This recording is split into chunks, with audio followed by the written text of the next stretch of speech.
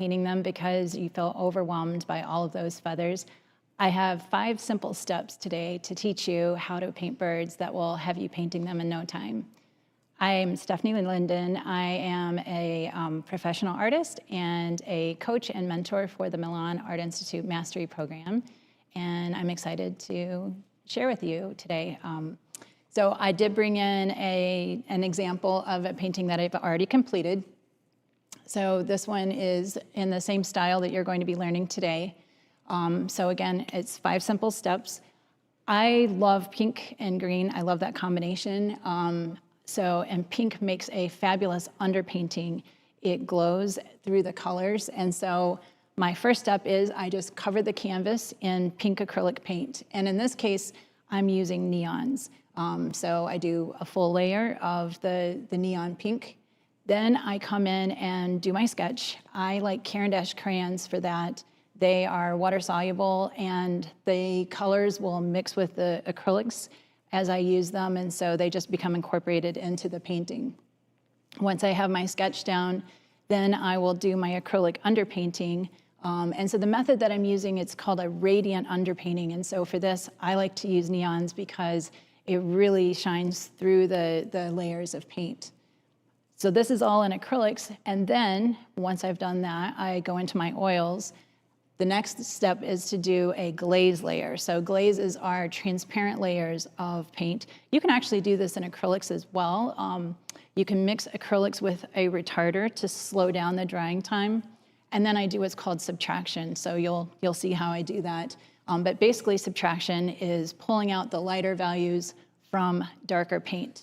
And then what that does is it leaves some thin areas for me to come back in and do yet another layer of paint. And so my final step is that I use opaque paints, opaque oils in this case, and I come in and I put the midtones and the highlights in. So that's how I achieved this. So I'm going to show you. This is the painting that I've already started for today. So right now this has only acrylics. So again, I started with my pink layer. You can see a little bit of my sketch in there. And then I've only used neon colors, so it doesn't actually look neon for some of these with the, want to use the blues and greens. But this is going to create a glow when I come in and I'm going to put the oils over it. So this is ready to go for the stage number 4. Yeah. I'm super excited for this. This is also live. We have a live chat. I'm Tanner. I'll be here reading the chat and whatnot. So stay tuned. Also very exciting, as Stephanie's getting ready, we have a fun little giveaway for someone at the end of this who's watching live. So stay tuned. If you're here towards the end, you have a chance of winning. I'll pan the camera down to them real quick. A set of our mastery brushes. So it's a set of brushes, perfect for oil painting, everything you need to make something fabulous, something beguiling, something enchanting. So one lucky person will win one of those brushes. And for everyone else who doesn't win that, we also have a little something special for you, so stay tuned to learn more about that. All right, so I'm just getting started by mixing my glazes. I prefer for glazes using Galkid gel. It works very nicely. It's a great consistency. It doesn't make the paint runny. If you want to do a layer with drips or those types of things, you could use Galkid or Galkid Light, but I prefer the Galkid gel for this. And you can already see on my palette that it is pretty transparent there.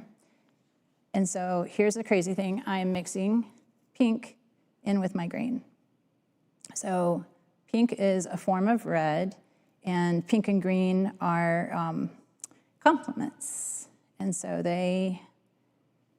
when you want to darken a color, you actually work best by mixing a complement in. It gives it a much richer color instead of just mixing black with it. So I'm just trying to get a nice, sort of a dark olive green to start with. And so I'm just going to look at my source, and I'm just starting with where the darkest darks are.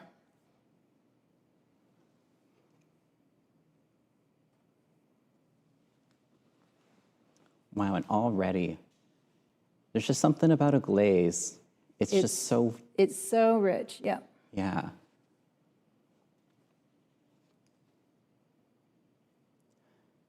So she's doing this on top of an acrylic underpainting. Can you tell me a little bit, Stephanie, about why working in this way, like doing an acrylic underpainting first and then oils is a good process?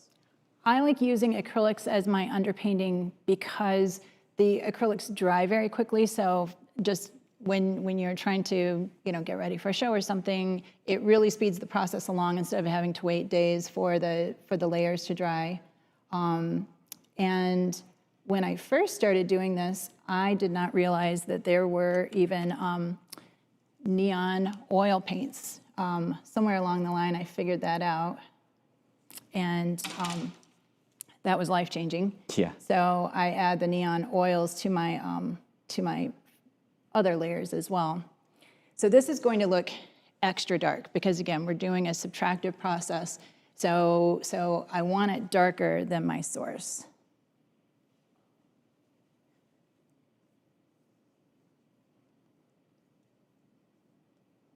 But you could certainly do this all in oils. And again, you can do the whole technique all in acrylics as well. So the glaze layer goes pretty quickly because this is not where you're doing the details. So the goal is just to get everything covered.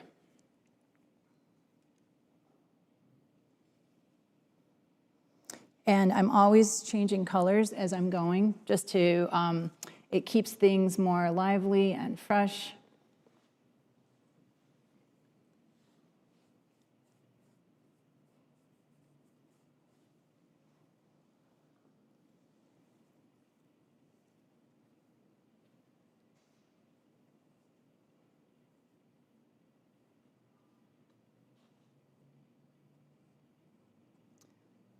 Some people are asking about the difference between normal Galkid and Galkid gel. The main difference really is just the consistency. It has to do with how much solvent's in it. So this has less solvent in it than the regular Galkid, and then Galkid Light has even more. So that's what makes it thinner. Oh, it does have solvent in it, but it's a lot less. Yeah. So this is also a faster drying time as well. So of the three, this is going to give you the fastest drying time.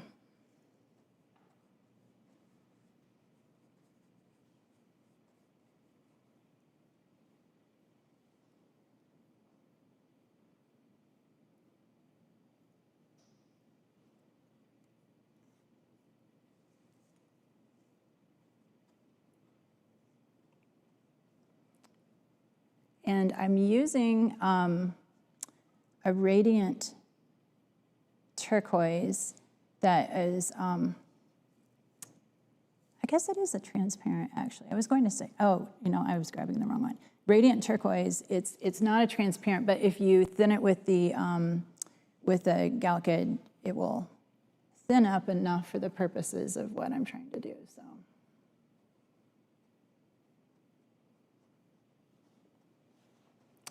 And then for an area that's super dark, like the head, I just went ahead and that's the only thing that I did not use the neons for. I just went ahead and got that in, so it was ready to go.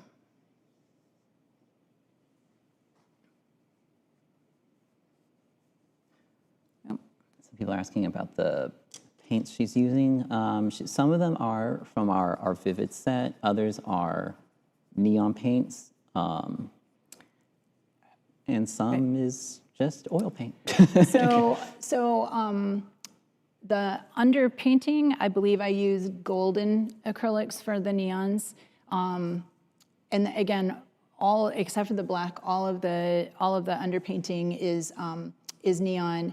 And then the only neon that I have here on the table is is a neon pink.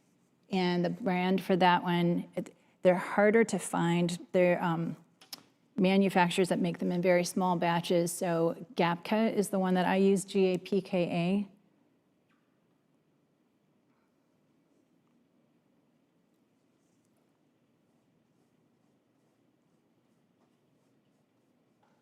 And I actually, with some of my paintings, I mix the neons directly into the regular, well, I guess I'm doing that here as well. I mix them right into the other oils. My goal in the end is to have some areas that are very bright, but not technically a neon painting. So that's sort of the fun of it for me, is to have something that looks, you know, more like a traditional painting and not something that's necessarily pop art. I am definitely a realist, and I'm not super, well, there is expression. I'm not super expressive with my brushwork, but I'm very expressive with my colors, and so that's sort of that's sort of what I would call, you know, my style or my voice, is to use colors expressively. And sometimes they are realistic, and sometimes they are not so realistic. Yeah. How did you come upon this kind of neon style? So I took the mastery program. I took the mastery program in 2021, and I'd already been painting for a long time, but I had never heard of subtractive painting. And the first lesson happens to be painting a subtractive bird. And then I think the second oil lesson is painting a subtractive landscape with a radiant underpainting. So all a radiant underpainting is it's very brightly colored, and then again you put the glazes over the top and it subdues the color. But it's sort of like when you're a kid and you color on a piece of paper with bright colors, and then you take a black crayon and rub over the whole thing and cover it with black, and then you can take, you know, a pencil or something and scratch off the black, and it reveals this cool design underneath. So it's sort of the same idea. So once I learned that, I was fascinated by it and started playing around, and I was like, well, you can, if you can do it with the radiant colors, and all radiant, so there are a line of radiant paints, and there is a white that they're mixed with that is a radiant white, one of the brightest whites. And so there are these nice pastel colors. And so I thought, well, if you can do it with those, I'm gonna try doing it with neons. And I just loved I think I was actually trying to paint flowers, and pinks are notoriously hard to paint. When you mix most pinks with white, they get actually a little bit gray and chalky. And so I was trying to figure out a way to get those just beautiful, vibrant pinks. And I was like, oh, I can do like the radiant underpainting. And then even with the radiant pink, it wasn't pink enough for me. So I found I was like, well, I can try it with the pink acrylics, the neon acrylics, and that worked. And I was just like amazed. And so I never looked back after that. And it's not, I don't do this for every single painting that I do, but it's just, you know, it's something that I do enjoy bringing to it.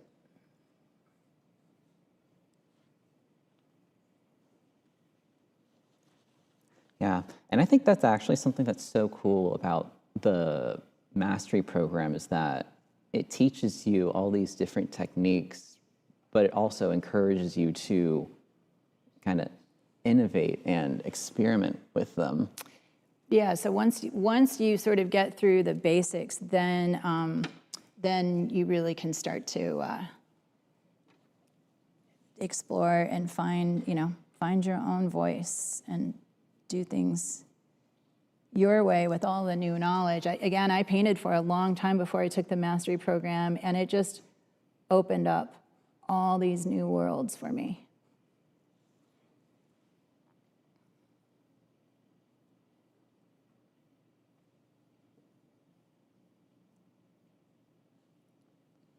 So here's where I mixed a yellow and red, and it's sort of like when you mix ketchup and mustard, it gives you this, not really a pretty orange, but then I put some, oh, I did too much neon pink in there, and it really jazzes it up. So it gives you a much brighter, and you do see these bright colors in nature. There was a flock of these out at the place where I go bird watching. The Audubon Society has bird feeders, and they had just filled the feeders for the first time this season. And so the parrots found them, and they were going crazy. Those things are loud. They're They very are loud. You hear them more than you see them, that's for sure. Yes. I actually should have sent you a video to share. I have this video of them. And sorry, I'm just trying to figure out the brush. So I'm almost done with this layer. So as you can see, I mean, I'm only 10 or 15 minutes in, and the whole bird is covered. And it helps, you know, I took my time with the underpainting, but it, you know, it's sketched out pretty quickly, and you're really, in the first layer, you're really just doing pretty solid masses of colors. I leave some areas for, you know, for patterns or something like that. But for the most part, I just do that in the final layers.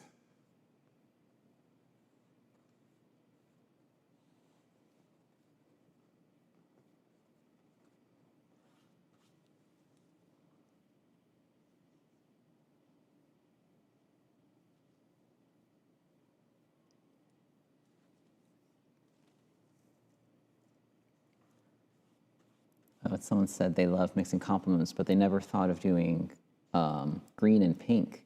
And yeah, because pink is almost red, kinda. Yes. So yeah, it's a form of red, and so it makes a beautiful.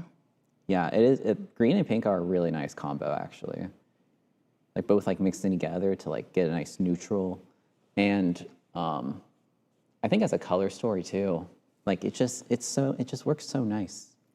Yeah, and so in the first painting that I showed you, so when I use complements, I don't know if I said this, whenever you have, if you sort of use what's called a limited palette, you don't want to have equal amounts of the two colors that you're using. So you want one to be the dominant and one to be the minor. So in the painting I showed you, the pink was the major color, and then the green was the minor. And now in this one, I'm reversing it. It's hard to see because I don't have all the greens really in here yet, but it's, you know, primarily green and less pink. All right, so we are at the subtractive stage. So you can use quite a different number of things to subtract with. They actually make tools that are, I think these are actually originally made to shape clay if you're a sculptor, but they make fabulous tools for subtraction, and the tips are shaped differently. You can use Q-tips, you can use makeup wedges, those little triangular sponges. My favorite, though, is actually a coarse, ratty paintbrush. So I have cheapo paintbrushes, and they're scratchy, but for feathers, I like what's called a filbert tip. So the filbert is where it's rounded at the tip, and that is shaped just like the end of a feather. And so when I go in and lift out the paint, that works really well for me. When I want something more precise, like around the eye, I will use one of the actual tools. So, oh, I forgot I was going to paint over the. Oh, I didn't get out black, but that's okay. So to make black, I almost never use straight black out of the tube because it is not the most beautiful. When you mix it with white, it looks very chalky. So again, when you are mixing complements, they will turn. So I just mixed green and red, and I made this beautiful black. If you add a little bit more red, it will have a bit of a purplish quality to it. If you add more green, it will have a more sort of a bluish green quality to it.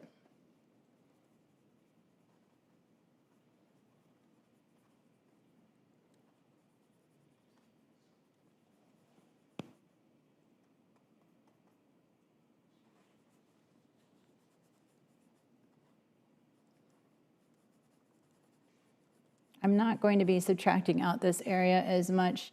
I'm going to add highlights, so I just want to paint it thinly. And I realize I forgot the top of the head.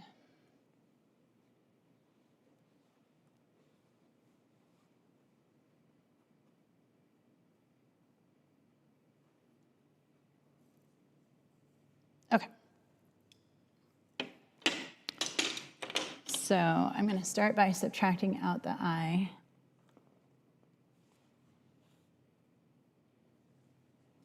And this was, you might not be able to see it because it was, I had it pretty dark underneath.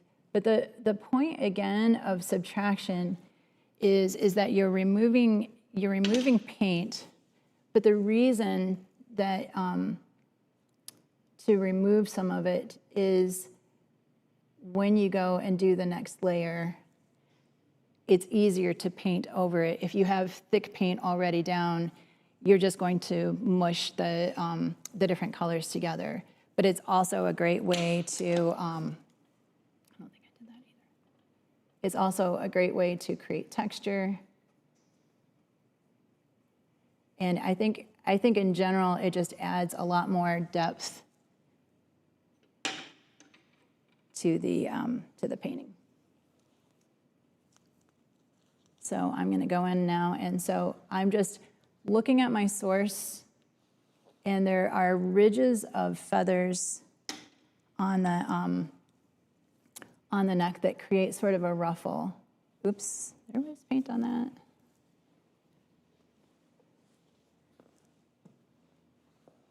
All these fun things on the live that you don't get to edit out. Yeah, we can see everything. Nothing's left to the imagination.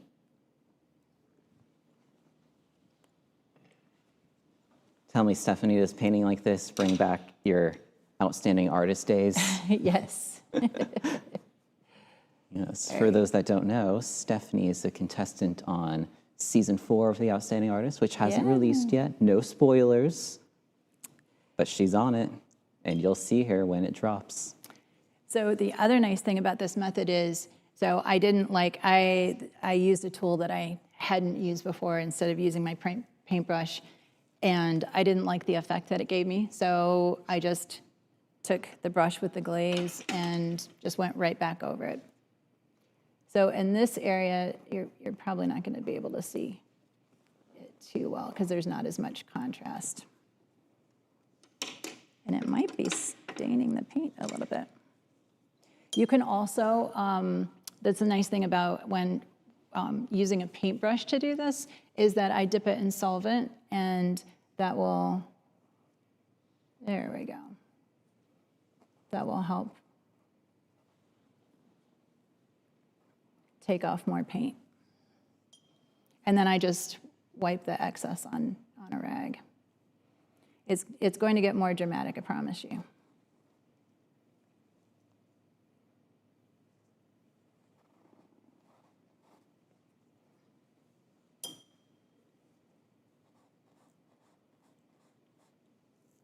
Someone's asking, is the background dry before painting the source on top? Yes, her underpainting was completely dry, and it was done with acrylic, so it dried quickly, which is why we use acrylic for that, one of the reasons why. And you can do this with oil too, but you just have to wait for that layer to be completely dry before you do the glazing and subtracting that she's doing now.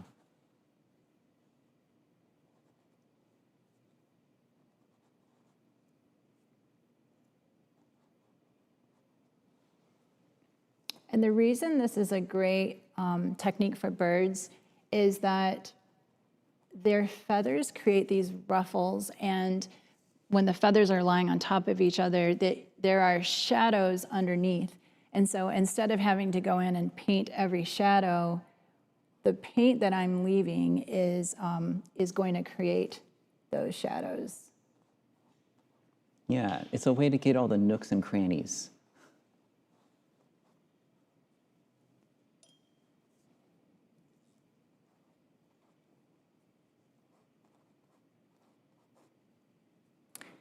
So I thought my bird looked so light when I did this, but as you can see, it's actually not. I think it's staining the. Maybe I used, I don't know, it was golden acrylics. I don't think it was cheap acrylics, but it seems to it's not as light underneath as I was expecting it to be.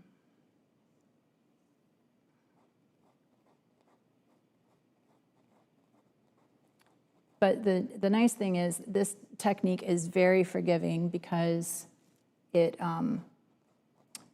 is just one layer. So you're just working in layers.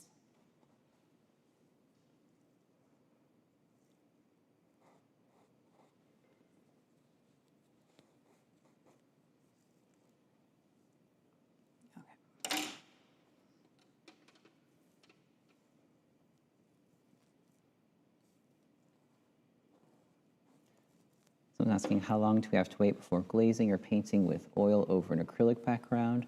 Just when it's dry to the touch. And acrylic, depending where you live, dries pretty quick. I mean, even here in humid Florida, we have, it takes it depends how thick your paint is, but if it's an underpainting, you're probably not using that thick of paint, so. I wait at least an hour just to be safe. Yeah, by the time I get everything out, if I'm going directly into it, then it's dry. Yeah.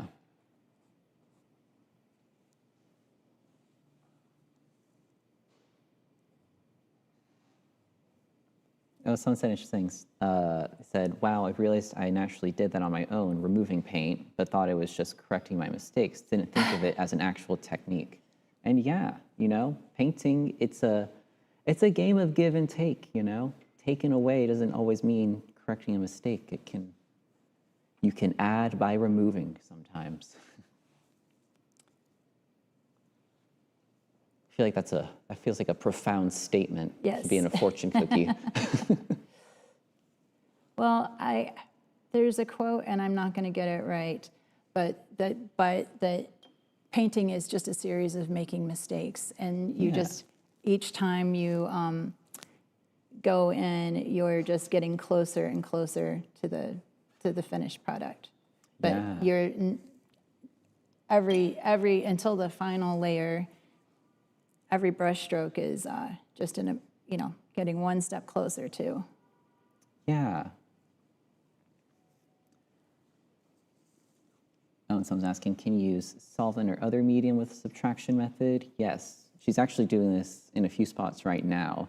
She's dipping her brush into the solvent. Yeah, so I'll do several strokes, and then I dip it in just to get that paint off, and then there's a little residual solvent in the brush.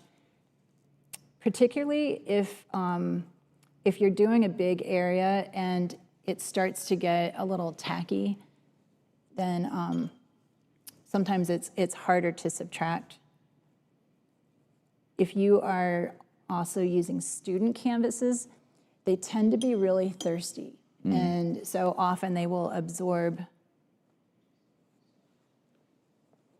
your layers, and so it gets harder to pull it up. And that's also actually a good thing for doing an acrylic underpainting, is that it'll kind of help seal your canvas a little bit too, the acrylic paint will, because it kind of can almost act as like another layer of gesso in a way, which can make this process a lot smoother for you.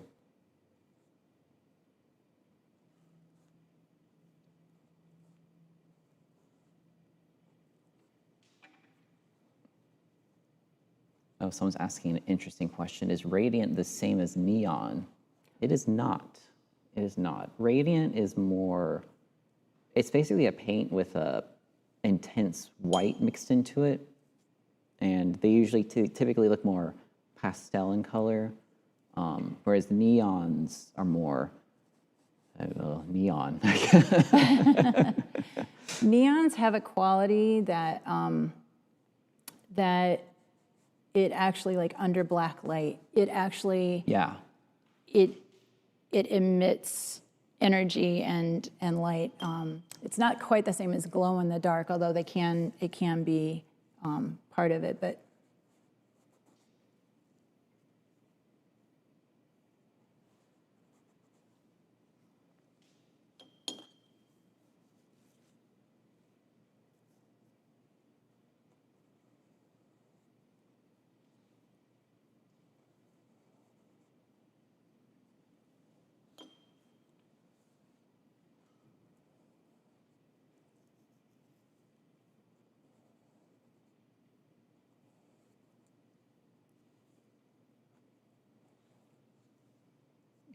Right, and I guess we're at about the halfway mark.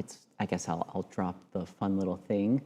For all of you guys watching this, if you are interested in this process of starting a painting with acrylics and then finishing it with oils, we have the class just for you. It's called Acrylics Remastered, where Ellie and Demetra both teach it together, and they'll show you how to start a painting with acrylics and get a really good, strong foundation, and to really use acrylics to the fullest of their potential, and then finish with oil paint so that you can get the best out of oil paint and really make your painting feel alive, because oil paint just has those rich, juicy colors that are harder to get with acrylics. So it's really a way to combine the best of both worlds.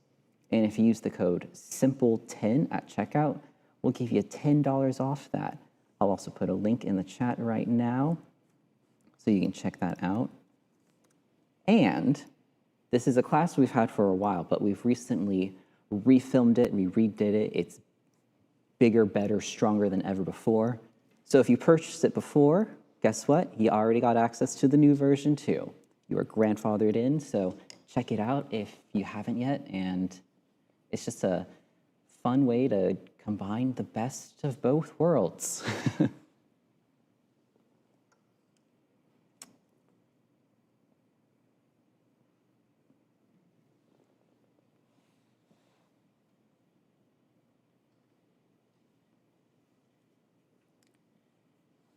yeah, I think having the ability to have the acrylic underlayer, because it's so fast, I think you're more inclined to spend the time to put the layers. Also, we're not showing it today, but there's so many different types of acrylic mediums that you can use.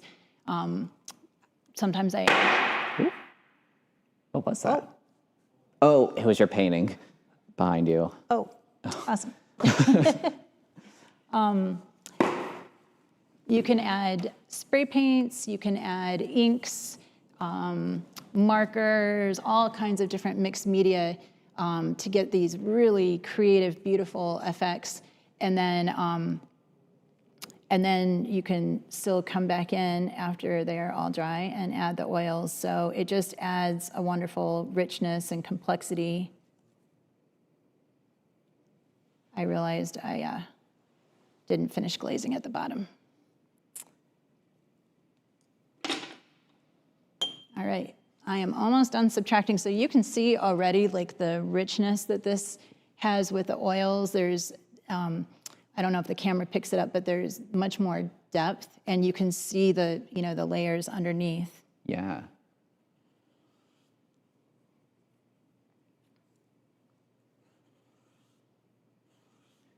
Gosh, it's so satisfying. It makes me wish we had all the time in the world to like do all those flowers and the leaves and everything. I know. I was going to try, and there was no way to do anything justice, so I just decided, no, this paintbrush is not.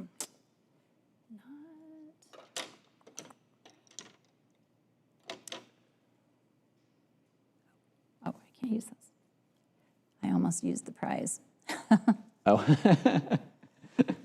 Maybe that makes them more valuable. It's like, these brushes were touched by Stephanie Linden. All right, this is the only small brush that I have, so wish me luck with this. All right, I'm doing the eye, so I just have to, I'm gonna get right in front of it, I'm sorry. I just have to get it. Oh, you're good, you're good.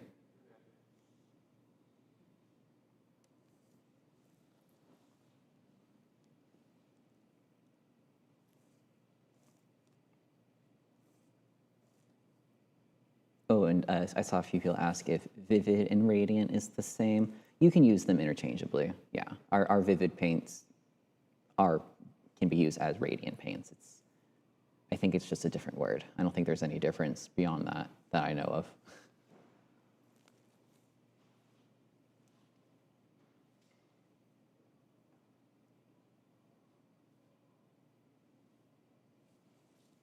So now I'm just going in with the highlights.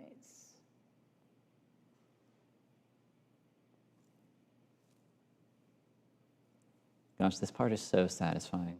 I know, this is where it really starts to come to life. I think that's one of the things that is hard initially when you're beginning is to understand that there's a messy middle. And so you can see, like, when I first put this up there, we're like, oh, oh no. It's, you know, you have to develop a tolerance for the messy middle and just know, sort of understand the values that that you're going to go for, but you have to be patient to hold off to the end until you really add those opaques and highlights. Right, this is the most satisfying part here, that little bright spot. So then he really comes alive.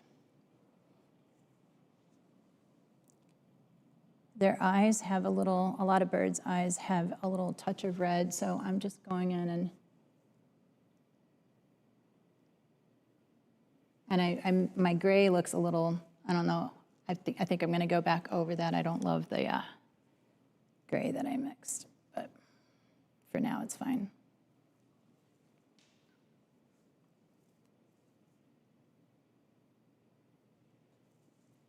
It's good to just, again, keep changing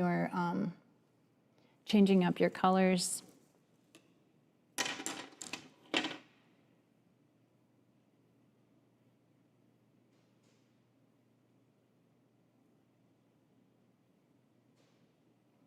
Their heads have a lot of purple in them if you see them in the bright sunlight.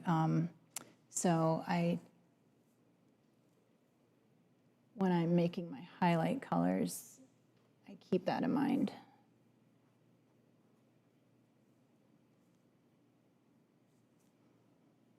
Someone said, I swear that bird just winked at me. Maybe it did.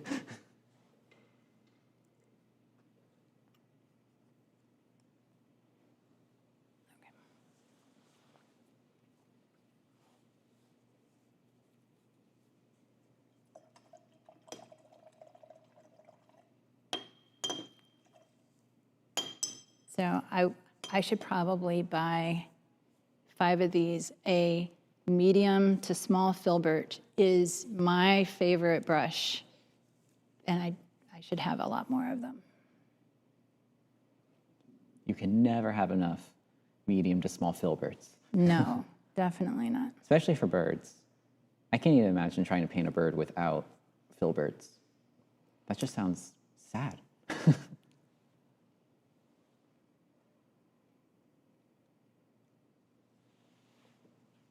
So again, I am now I'm going in and I'm trying to follow that feather pattern.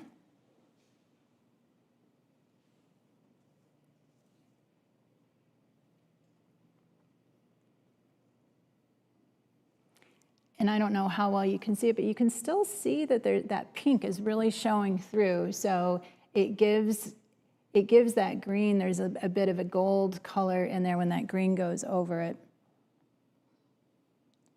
which is why I just love using that as an underpainting.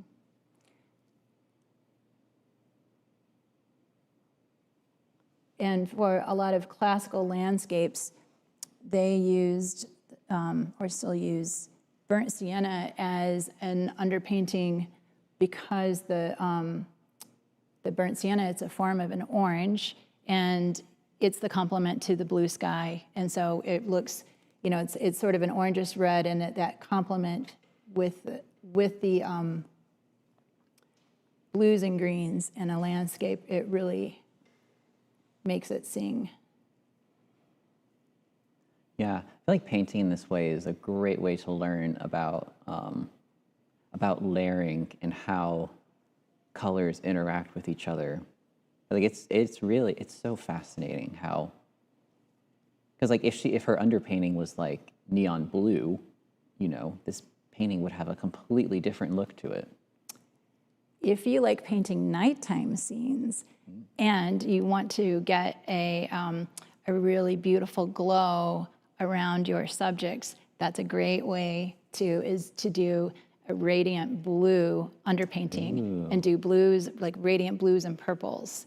I actually just did a nighttime manatee painting, and I used radiant turquoise as and it just, that sounds so like there's a fun. moon and it's glowing on the water, and it's, Yeah. yeah.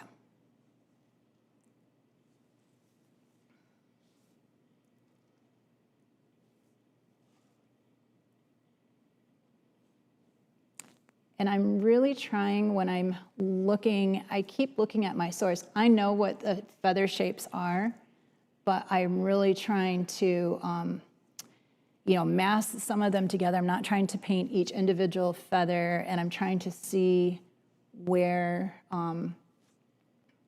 I see the most distinct feather shapes.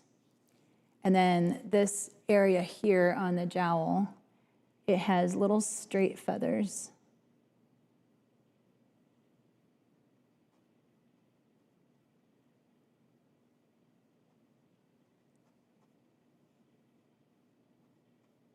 I was wondering, can you subtract with acrylics or only oils? You can subtract with acrylics. You either need to work so fast or you need, I think it works best if you use a slow drying medium, like a retarder or something.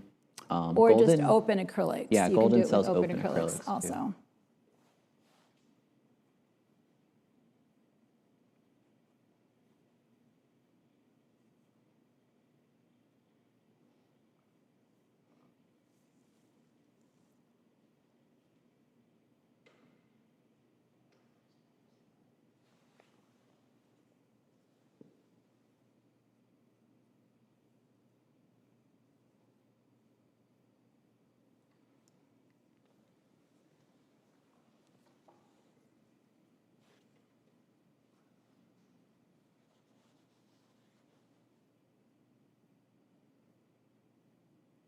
Here comes one of my favorite colors. This is the radiant turquoise. Ooh. It's the warm turquoise mixed with white. This area right here.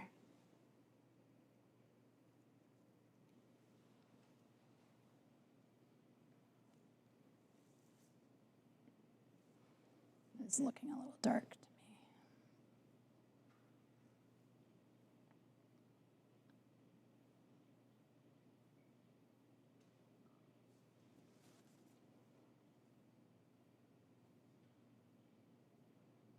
So fun. And you can really see how all these layers are coming together, from the vibrant acrylic underpainting to that glaze layer to now this. Like, it just, the power of working in layers. It's just so fun. And one of the things that I just always tell students, because it can be pretty intimidating, but you just have to trust the process.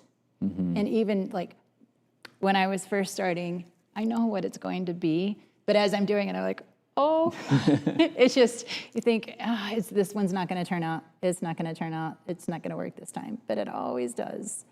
So you just have to really trust the process.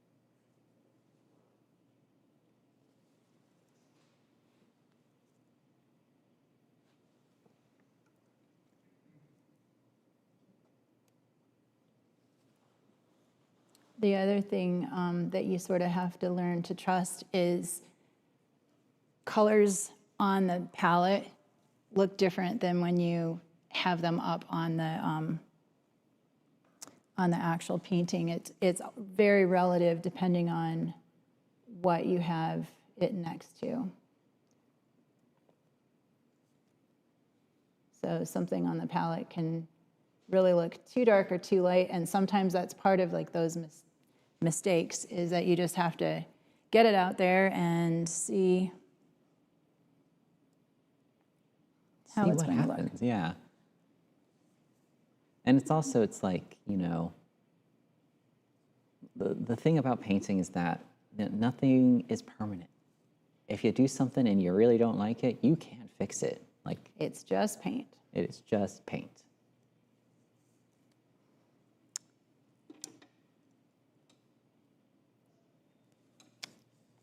I realized I forgot my darks there. I didn't get it dark enough, or I subtracted out too much, one of the two.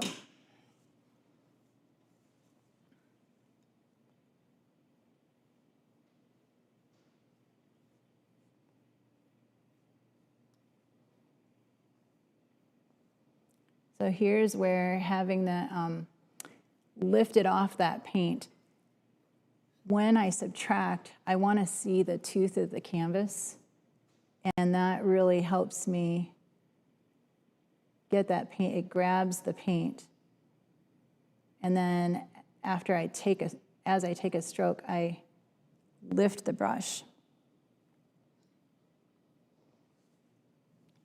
And then that's where you get those nice shadows there.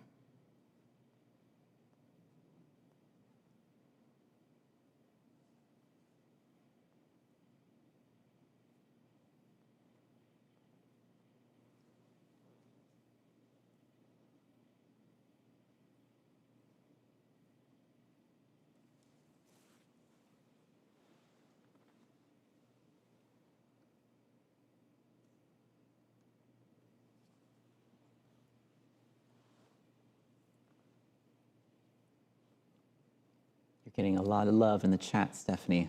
People are saying it's looking great. And they're not lying. It's looking so fun. It's crazy how quickly you just whipped out this bird. Amazing party tricks. Yeah. I paint live at a restaurant and also at a gallery. And the painting that I showed you before, I did that one live at the gallery. And even the gallery owner was like, wait, you just painted that? You didn't have that. That wasn't painted when you first got here. I'm like, no. Don't close your eyes.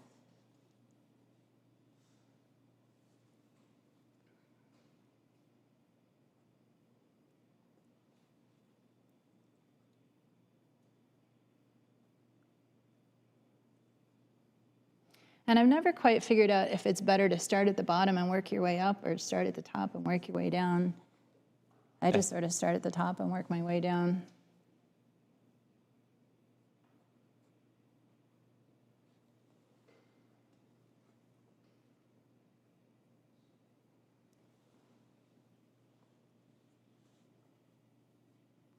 Wow, I cannot believe how quick this hour has flew by.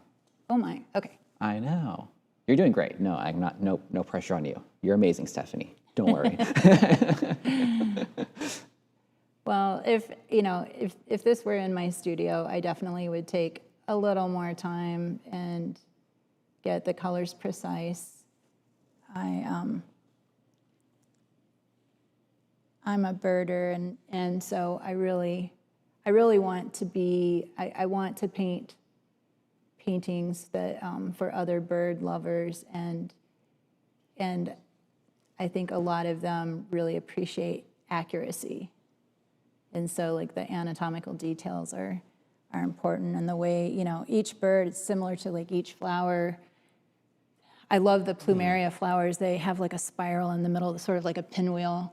And so that's, it's an important detail. So I really try to give them justice. Yeah, it's almost like a way of like realism itself being expressive, or something like I feel like sometimes people think realism can be like quote unquote boring or whatnot, but it's really not. Like when you really capture it and you see it come together, and I don't know, there is something magical in it.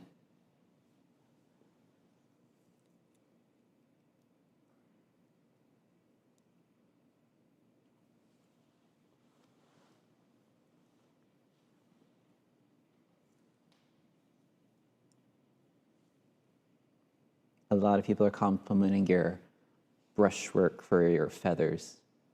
Oh, thank you. Yeah, it's all from the confidence, just laying down the brush strokes and leaving them. Yeah, if you notice, each brush, there are a couple that I went back over, but I really sort of try and find the tip of that feather, and I might go over it again. Feathers, if you look at the structure, they tend to be lightest at their edges, and so sometimes I will just go back and really highlight that.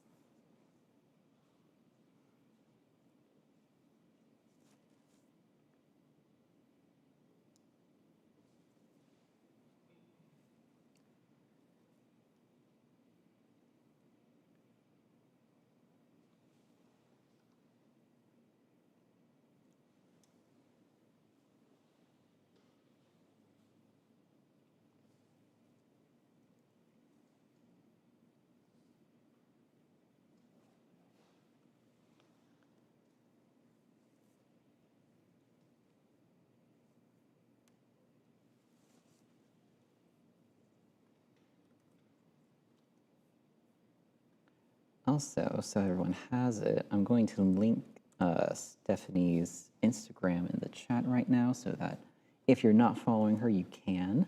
Oh, thank you.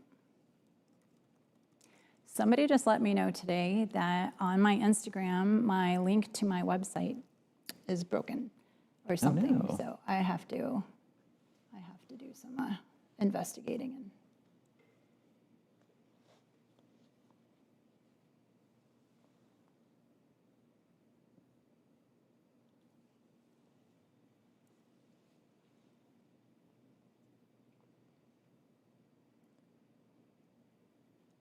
Someone said it's looking very realistic, and it is. And it's so funny to think that it starts from like a bright neon pop art looking thing, but you use that to create something realistic looking. That's so fun.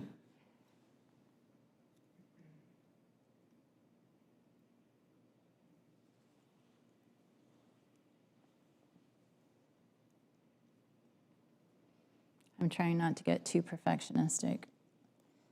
That is my tendency. All right, we're at the 5-minute left mark, so let's go ahead and start our giveaway for this set of mastery brushes. To enter it, you just have to say anything in the comments at least once. Feel free to say more, though. I'm not here to stop you, but I'll put the thing in a little machine and it'll spit out a random person, and that person will get these brushes.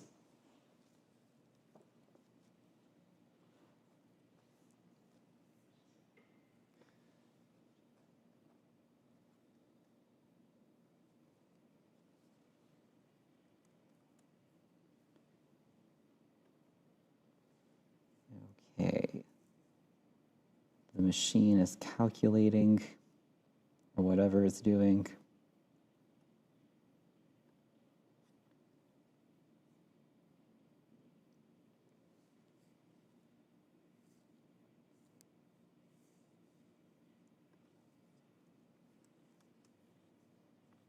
Okay, come on, just pick someone. Let's not be dramatic. Let's not keep the people waiting.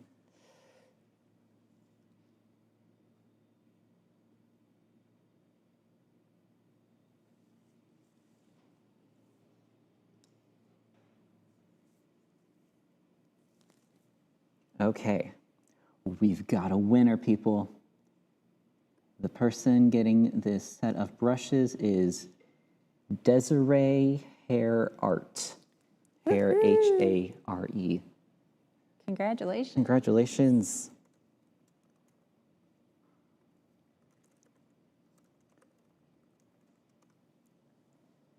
So, Desiree, reach out to info@milanart.com. Tell them that you won, and they'll get your information and whatnot, and we will send you this set of brushes. So congratulations. Are you in the chat? I hope you are. I think you are. I think I saw you. Oh my gosh, so many people.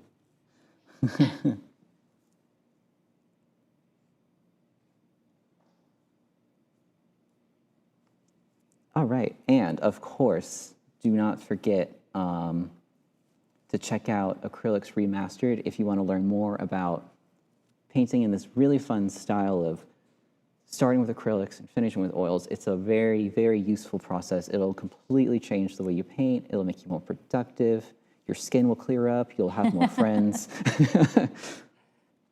But use code SIMPLETIN at checkout and you'll get it for $10 off. So, you know, good deal, save some money, and thank you so much for joining us. All right. All right.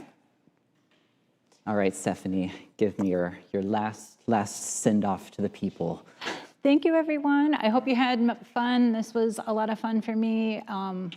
And I hope you try this yourself at home. And if you have not already done so, sign up for the Mastery Program. It is amazing. And again, I painted for years before I did it, and I learned a ton. And it's really changed the way I paint. So thank you so much for joining.